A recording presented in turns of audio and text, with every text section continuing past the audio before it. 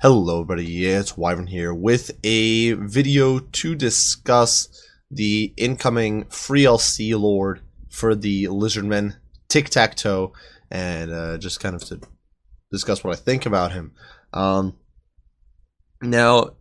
to be quite honest with you guys, when I saw it was TiqTaq'To and not Nakai or Gorok, especially, who we'd kind of been expecting, or I think a lot of people were expecting, I was actually kind of disappointed. I was like, are you serious? TiqTaq'To. But honestly, in hindsight, I actually think I'm kind of excited. I'm definitely kind of looking forward to him, and I want to break down just what he's going to bring to the table and what I think is actually going to be kind of cool about him.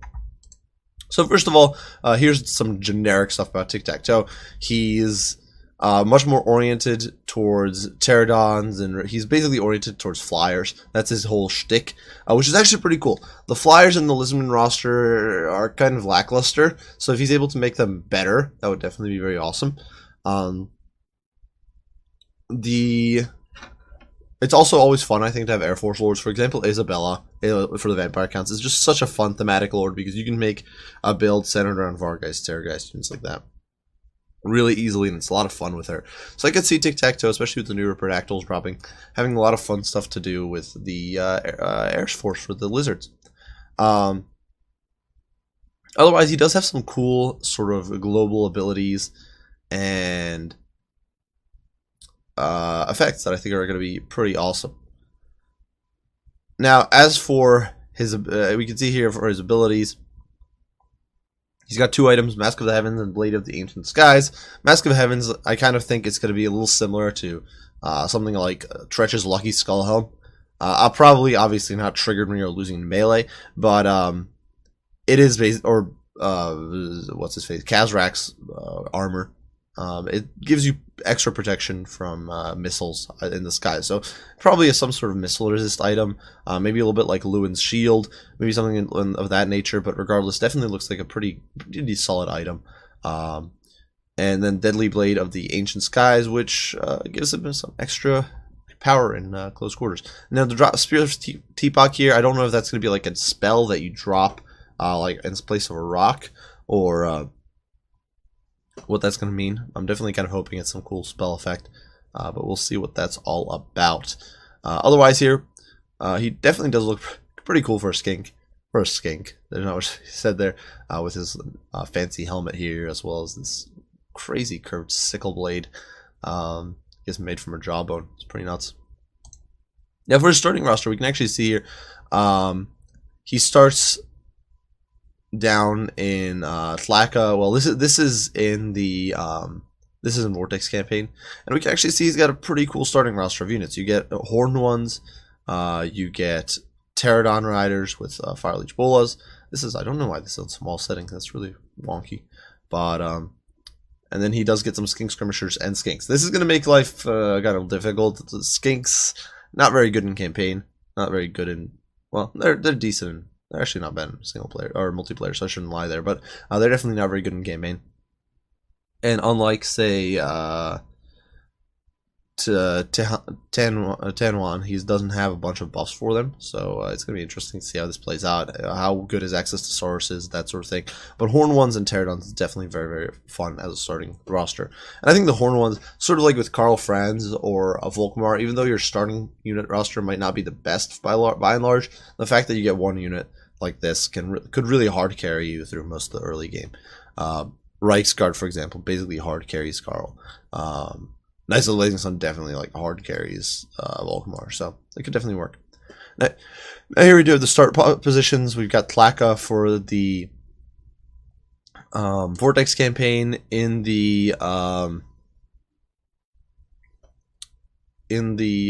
Mortal Empires campaign, he does start, I do believe this is like the Oasis of something. I forget what the exact name of this place is, but he does start all the way in the far south.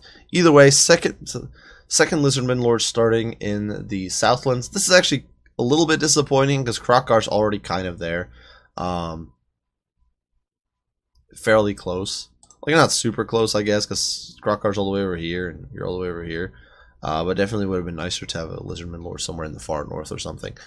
Some people were suggesting, for example, like Gorok, or I think maybe Nakai could start in Albion, which Would have been cool, but definitely it's still a different start position. It's still not so as cramped into the same spot like the way the Dark Elves are, so should be a lot of fun. Now, quickly going over his abilities, well, we already discussed his Mask of the Heavens, we discussed his Blade of the Skies. Now, here's some interesting stuff. Well, he buffs Pterodons and Riptidactyls. That's something we actually kind of figured. He buffs melee attack for him. And he actually gives physical resistance, extra ammunition, which is actually very valuable for Pterodon riders because that's one of their big problems. They just can't do enough damage over time, which makes it very hard to get good value out of him. Extra melee attack could make Pterodons a little more viable in melee, but give them more duality of purpose, and obviously make Riptidactyls insane. And, you know, physical resistance to make this fairly squishy unit a bit more tanky, so that's all very good. After that, his faction has some unique effects. All recruited skink heroes have immediate access to Pterodon mount, which is huge. Now, normally a skink hero is kind of garbage in campaign until you level him up, because on foot, the skink hero can only kind of like run around and pop shots at infantry, basically. Maybe the occasional monster if your opponent happens to have one, but AI doesn't usually build monsters, so that's not something you're going to get much of, and it makes it rather difficult to get much value out of him. Your skink hero is basically dead weight in your army until he gets a Pterodon. But this way, a skink hero, without having to get any sort of upgrades to increase his starting level or anything, can start on a Pterodon mount, which immediately increases his viability and his usefulness by a huge amount. And it's going to be nasty against enemy lords, because even against armored lords, especially if you have a few skink heroes on Pterodons, you can really snipe them down. You can really work a lord over, kill him real effectively, and then route the rest of the army. So that's going to be pretty nasty. All his characters also gain 25% of the campaign line of sight. That's not too important. I guess it's nice, especially on legendary when you want to play like a paranoid schizo most of the time because you don't want to get jumped. But not the most useful ability for sure. He gets a unique right. The right of Zoomki, which when performed immediately resets campaign movement range of all Tlaka's armies and characters. Now this actually sounds like an awesome right. To be honest, if it's got a very long cooldown, it's a little less awesome. And if it costs a whole bunch, then it's probably not that valuable. But if it's a relatively cheap right, this could actually be immensely powerful. You basically get double movement in a turn. So if you need to save a settlement, if you need to get an army into a critical spot, if you're looking to blitz through your enemy's territory a little bit faster, this could be a great right for that. This could be immensely powerful, and I could see it being a lot of fun. I could actually see it really spicing things up. Finally, TiqTaq'To starts with his mount. This is, I suppose, kind of like Lewin or the New Bretonian lords, where they just automatically start with a horse as a mount. So he's got no foot version, I guess, I assume. But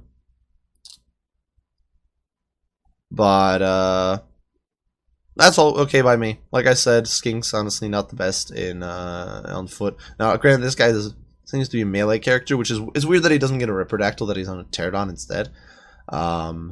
If he's supposed to be a melee-oriented character. Hopefully his stats are pretty solid. But definitely, this is fine. I think this should be cool and a lot of fun. Having a Flying Lord right off the bat should definitely be a lot of excitement. So, as for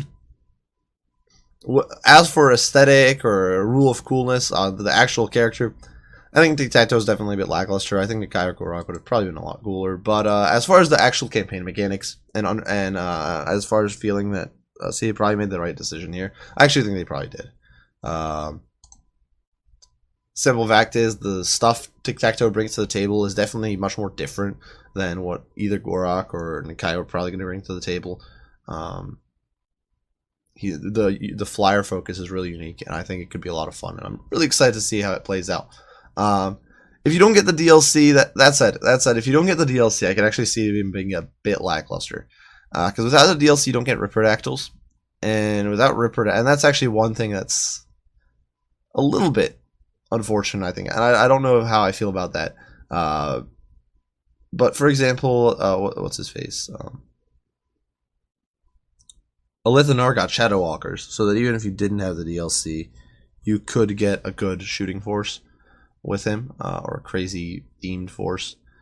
TiqTaq'To, well, he can get a lot of Pterodons, but he's not gonna be able to get Riptidactyls if you didn't pay for the DLC, which is a little bit unfortunate. Kind of messes with his theme there, and I'm not entirely sure how I feel about that. And I actually only just thought of that that is something I'm a little iffy on. But besides that, I do think he's a very cool lord. I do think that he's going to be a lot of fun, and I think he's going to bring a lot of spice things up a good bit for the lizardmen. So definitely excited to see him. Definitely looking forward to it. Be sure to leave your guys' comments down in the comment section below. Let me know what you think. Are you guys excited? Are you disappointed? What are your thoughts and opinions on TiqTaq'To? As usual, I'll try to respond as soon as I can, and I'm always looking forward to input and just seeing what everybody else thinks. I do thank you all for watching, and I will see you all in the next one. Wyvern out.